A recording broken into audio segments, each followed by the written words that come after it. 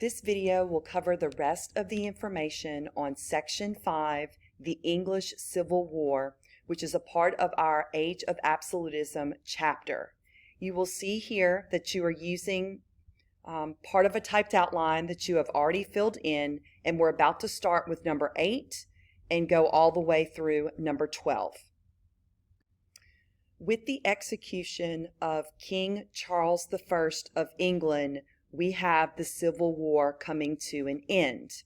And as you can see, there are some mixed feelings about the English people killing their king, specifically among foreign rulers. So on number 8, you are mentioning that the foreign rulers are outraged and fearful at the same time. And think about why that might be the case. For the outraged, you can put they are afraid. Forget what I just said. For the rulers being outraged, you need to write down that it was because the English people killed a member of the royal family. Okay? So this has not been done before, where people of a country have killed their king. This is pretty serious. So that's why foreign rulers are outraged. They're fearful because they're afraid that if the English people could rise up and kill the king, I'm going to repeat this because you're writing this part down, they are afraid that if the people of England could rise up and kill the king, they could rise up and kill the king, their own people could do the same.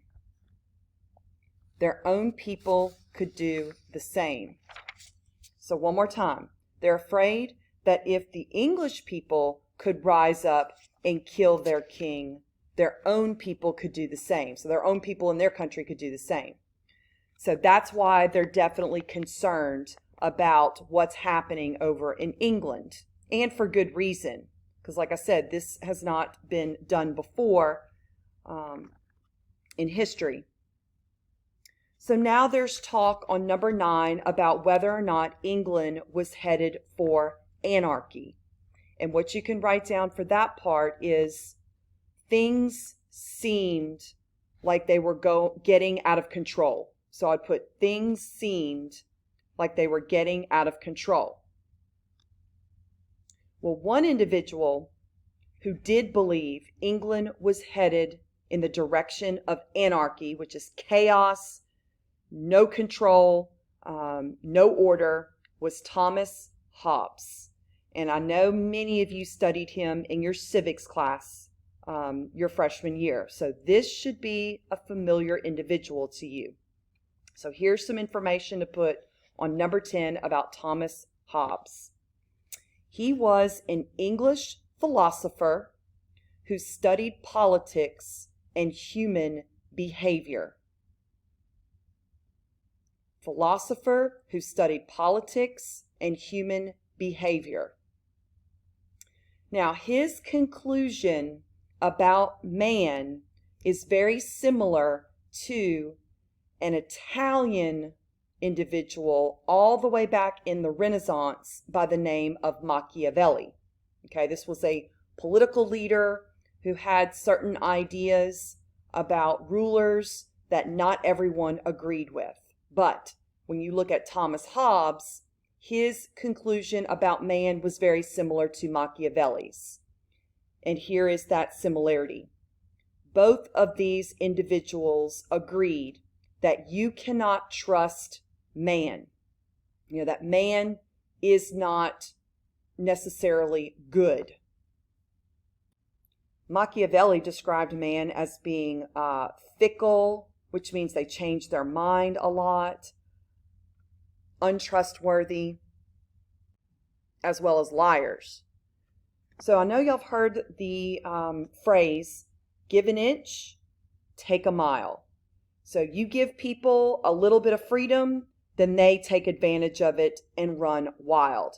So knowing what their view is on man and how man is selfish and you cannot trust man because they're going to turn on you in a heartbeat and they're only going to do what's in their best interest, Hobbes believes that there is only one kind of government to deal with man, and that is an absolute ruler.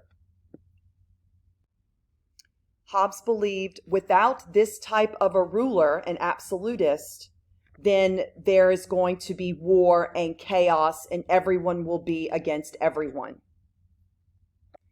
These ideas that we're talking about for Thomas Hobbes can be found in his famous book. And I'm giving y'all a chance to think of it because, again, if you studied this in civics, you should know the name of the book. Leviathan. So this is the famous book that was written by Thomas Hobbes. You're putting this on number 10A.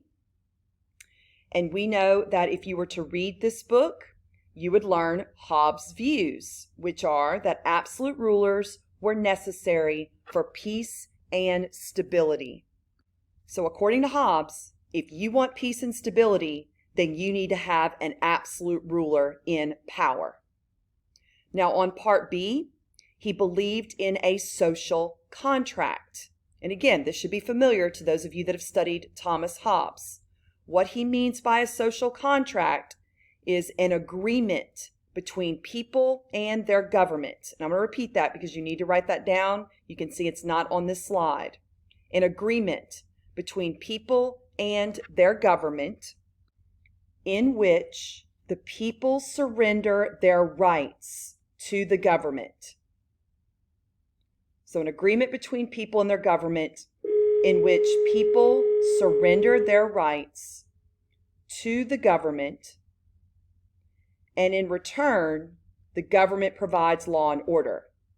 So people surrender their rights to the government, and in return, the government provides law and order. So see, social contract. You're agreeing to do something as an individual, and the government is agreeing to do something. So you have a contract, you have an agreement between government and the people.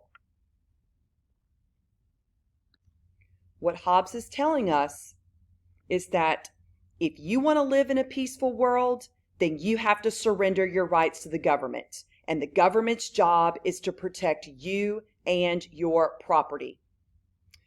Now, what else about Thomas Hobbes? On letter C, it says, even though Hobbes believed in absolutism, he does not, I repeat, does not believe in the divine right of kings. That whole idea about how kings are representatives of God on earth, and that you should do exactly what they tell you, because if you disobey the king, you're disobeying God. He doesn't believe to that extreme about these kings. Now, they are absolute rulers, so you should abide by what they tell you, but he doesn't believe in the whole, sent from God here to rule. What I haven't told you about this belief of the divine right of kings is where it actually came from, who actually developed that idea. And that person is Jacques Cousteau.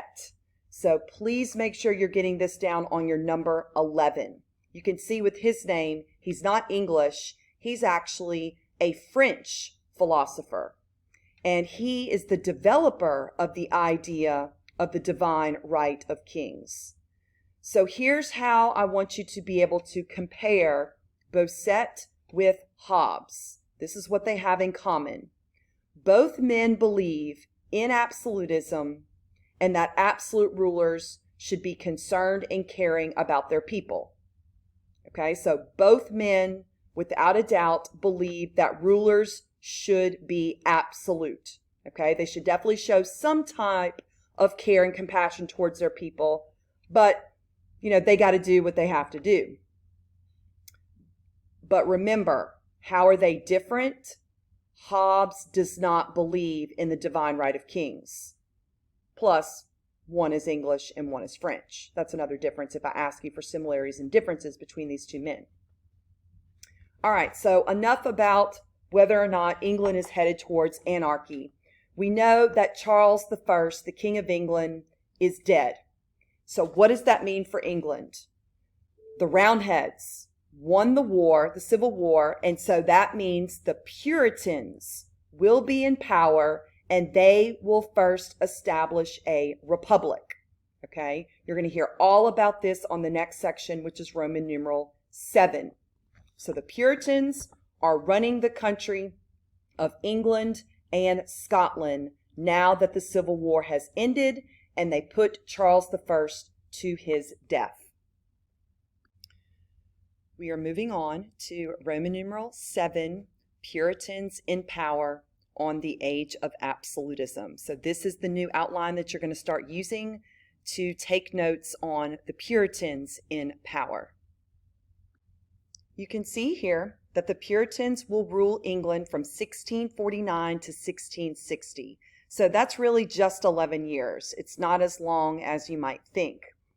We know that the Puritans made up only 10% of the English population. So you're talking about a very small group, well in the minority, that is now running the country. So you probably could guess that that's not going to last for very long, because you usually don't have a small group of minority with that much power for very long. What they do while they are in power is they abolished the monarchy and the House of Lords. So basically they're telling everybody we're not going to have a king and we're not going to have the House of Lords. And remember, when we talked about the House of Lords, which is part of Parliament, it was made up of nobles and Catholics. And these are people that the king often appointed. And since they don't have a king, they don't need this House of Parliament. And so that's why they got rid of it. Don't forget to add this part as well about why they're abolishing the House of Lords. The Puritans did not get along with the Catholics in particular, some nobles, but mainly Catholics. So that's another reason we don't need the House of Lords. This was a group that was always appointed by a king. We don't have a king anymore, and we don't like the Catholics anyway, so let's get rid of this branch of Parliament. On number 3, we can see that the Puritan rule was unpopular. They are going to be very strict with how you conduct your life and the activities that you choose to live by. For example, to show you how strict they were, they banned bat and ball games. They banned religious festivals because that's usually associated with drinking. They closed down all theaters, and they made dancing illegal. So you're putting this under the little a for number 3. So what the Puritans are wanting these people to do is basically focus their life on Protestant teachings and not worry about all of these secular, worldly activities that could distract you from focusing your life on God. So they did. Very strict by getting rid of those activities. Your life should be focused on work, because we know the Puritans are hard workers. They have a very strong work ethic. And when you're not working, you are reading the Bible and you are living your life according to the Bible. None of these other activities should be going on. We know that religious toleration under Puritan rule was allowed, except for Catholics. So even Jewish people, could practice their faith. So when you're on 3B, that very last blank are the Jews. They were even allowed in England. But again, not Catholics, and there really wasn't, too many more religions being practiced in England at this time. So if you weren't Catholic, you were Protestant or you were Jewish. So those faiths were allowed, but not the Catholics. And remember, Jews had skills in banking and finance, so they knew that they would be good for the economy. All right, this video is about to end, so we'll continue on the next one.